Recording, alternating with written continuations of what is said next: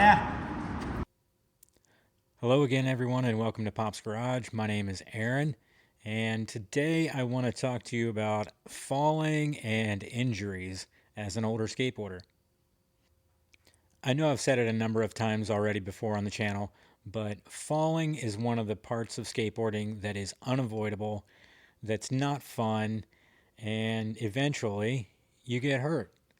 And today I want to share some of my worst slams that have resulted in injuries that have caused me to be off board for more than a couple of days at a time. And I am currently in one of those phases right now, having fallen the other day at the Newport DIY. I wasn't even trying anything fun or exciting. Earlier in the day, I had done some frontside ollies on the big quarter pipe there. And after I'd warmed up, I decided I was going to go back and try to get a couple more. First one went okay. The second one, I don't know what happened. I just didn't pop it correctly. And when the board was coming back down, my feet just felt like they weren't in the right place. And when I fell, I kind of slid out, and my right arm ended up underneath me like this. So rather than taking the impact like this with my wrist, it was more of a side impact. So it's really kind of, it hurts along the side. I've got all of the use of my fingers and stuff, so I pretty much knew right away that it wasn't broken, but it's a high sprain and it's pretty bad. Probably keep me off board for at least a week and a half, probably 2 weeks. So until then, I'm going to be going through some old footage and seeing what I can find to keep you guys up to date with what's going on with me.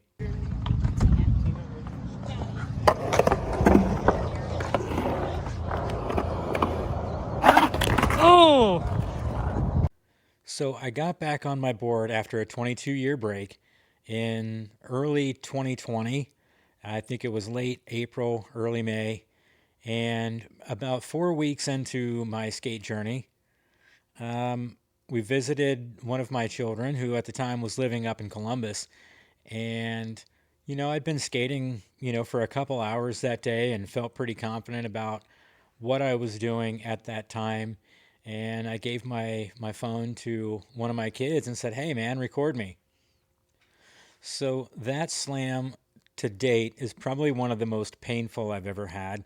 As you can see and hear from my wonderful son filming, that was painful. That was a straight fall onto my left wrist and my left hip, and it did result in I broke my left wrist at that point, and I chipped the bone in my left hip. And there's, to this day, 4 years later, that little bone is still floating around. And every time I fall on my left side, it swells up pretty quick. So I try to not fall as much as I did. And when I do, I try to roll out of things and not fall onto something.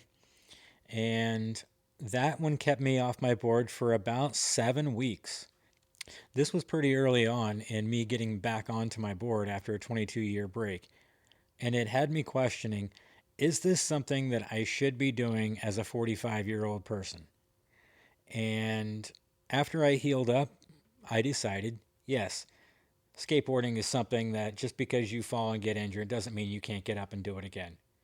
And that's probably one of the great things about skateboarding, that it does teach you how to persevere even through the tough times.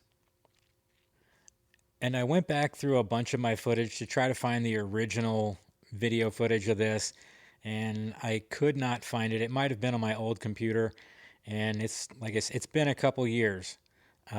So I think this one was in October, probably about a year and a half after I had, fallen on the hip and broken the wrist that day. I was here in the garage and I was just getting warmed up. I had just rolled up onto my ledge, and rather than sticking a 5.0 with the back truck, I ended up just slamming back on the tail, and it slid out from underneath me. And when I fell, I dislocated my shoulder. That was not a good feeling. That was the first time that I'd ever done something like that in my life. But I pretty much knew what it was as soon as it happened. And so that's kind of why I was hoping I still had the original recording, because I remember when I fell and I did that, the thought went through my head pretty fast. Oh crap, you just dislocated your shoulder. The next thing I remember doing was literally rolling over onto my stomach and slamming my shoulder into the concrete. And I could hear the pop on the playback and me just groaning in the background. The pain was like, it was real. And, having gone through that experience, I don't suggest it to anybody. Popping your shoulder out like that and then popping it back in while still on the ground from that fall. Bad idea, but, that one didn't keep me down for too long. I probably stayed off my board for about a week and a half, 2 weeks on that one. And that was just to make sure that, if I did mess it up real bad, that, it wasn't going to affect me in any other way. Fortunate in that regard that, it really didn't mess me up too bad. And sadly, all I had left was, a video I had posted on TikTok. So sorry if if the video quality isn't as great as it should be, but I couldn't find the original video file for that. And I do have a knack for falling while I'm at a skate park and not at home. Um, One of the worst slams that I ever took, it was not on camera, and I was skating at Beach Acres one day, and there was a scooter kid and I that we crossed paths. And I say he was a scooter kid because he was probably 14 or 15, but he was a large 14, 15-year-old kid. And when he and I came at each other from a complete blind spot from one another, um, all I could do was try to kind of dive out of the way. And when I did, the post on his scooter came right into the outside of my left leg, and I don't remember what the smaller outside bone is on your lower leg, but um, yeah, I broke that, and that one kept me off board for about 7 8 weeks. That that one was pretty painful. Fortunately, I had somebody with me that day that could drive my car, um, but it wasn't fun. And once again, back at the Newport DIY. This time I was there with Skate Grampy and a couple other people. I think some of my kids were there that day. And, it always seems to happen early on in my sessions. It's usually not late into the session like it was up in Columbus that I get injured. And this one, no different.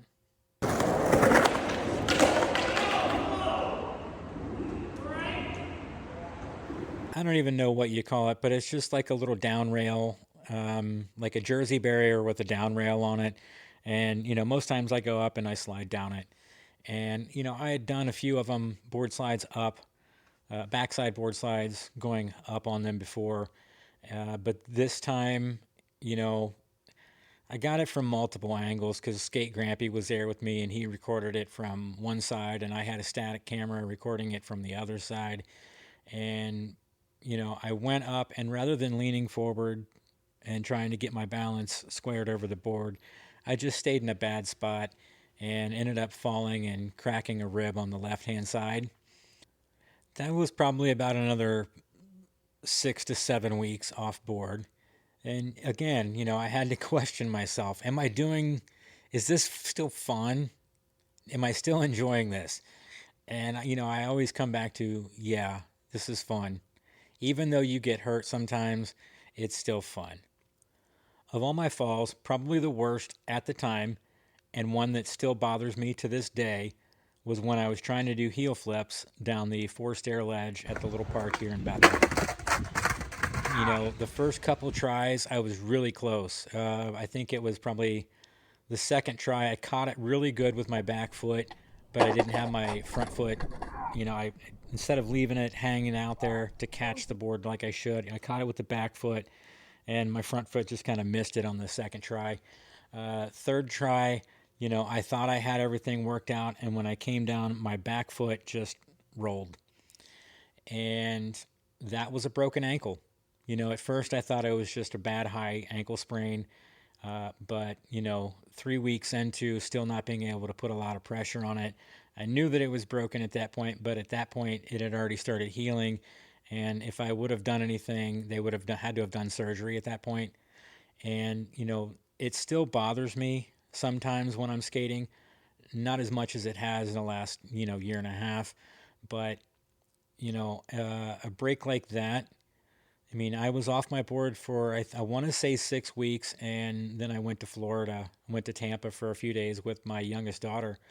And I ended up skating while I was down there. Probably not the best of ideas, but, you know, that one mentally kind of ruined me because I was so close to, getting my flip tricks back down, things larger than one step and doing them while rolling. And it's really taken a long time for me to get those back. And it was probably last year, skating at Lever Park here in Loveland, Ohio, that I finally was able to get rolling flip tricks back down off of anything. And that was just doing it off a curb. And I was so stoked on that. And, even today, I still have some trepidation about trying to do flip tricks, even down, like a one or a two stair set, just because, mentally having that ankle break, that one really hurt me mentally and physically. And I know as skaters, we sometimes like to think that we're indestructible and we can just keep going forever and ever and ever. And as an older adult skater, I can tell you, yeah, I want to keep skating and I want it to still be fun. I know that I'm going to get injured sometimes. I just hope that it's not, as bad as a high wrist sprain that's going to require me to not try to do anything with my arms because it just hurts a little bit still. But we have to listen to our bodies and we have to listen to the doctors and, you know, do the things that we need to do to allow our bodies to heal appropriately before we get back on the skateboard. So if you're out there and you fall a lot, you get hurt a lot, and you're still wondering, should I keep doing it? I would suggest yes, but just tone it back from what you think you can do. I don't try to do heel flips down 4, 5, and 6 stair sets anymore. I just don't. I'll still try them off of, small ledges, up to maybe three stair high, but I'm not doing them rolling anymore like I was trying to do. I just assume try to do them from stationary, from flat, and do them off the ledges that way. I feel like I have more control that way than when I do when I'm rolling, and I'm less likely to injure myself that way. So yeah, you can still do some of the same fun tricks that you were doing. What is that noise?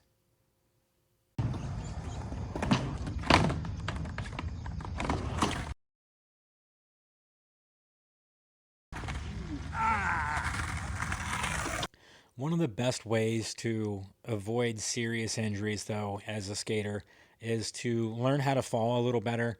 And, when I say that to people, they're like, what do you mean fall better?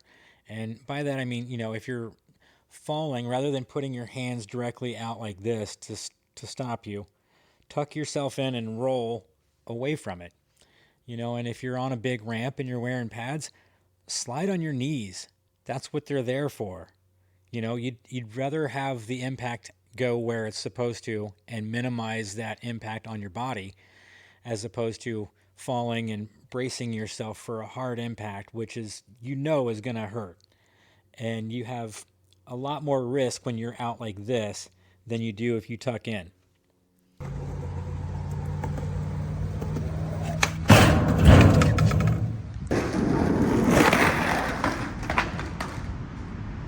Not all of the falls we have as skateboarders require us to, bandage up or go to a doctor. And, sometimes they're a little more comical. And, one of those times was one of my first trips out to Skatopia. And I had never skated a full pipe before like that. And, trying to get used to a complete circle is a lot different than having a flat spot on a mini ramp or a half pipe for that matter. And, my first time in the pipe, and I wasn't really prepared for it, and the board shot out. Fortunately, it went away from me. Unfortunately, it went right towards my camera.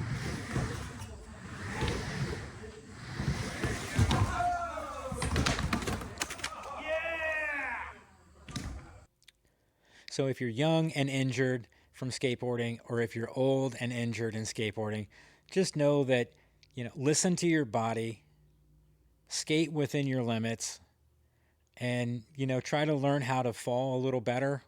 You can practice these things. You can literally practice falling down and rolling away from things. I would recommend, using floor mats if you had them. Even though we fall, we get back up, we fall, we get back up. We still try to have fun as skateboarders. And I just want to let you know that you're never too old to ride. So shut up and skate already.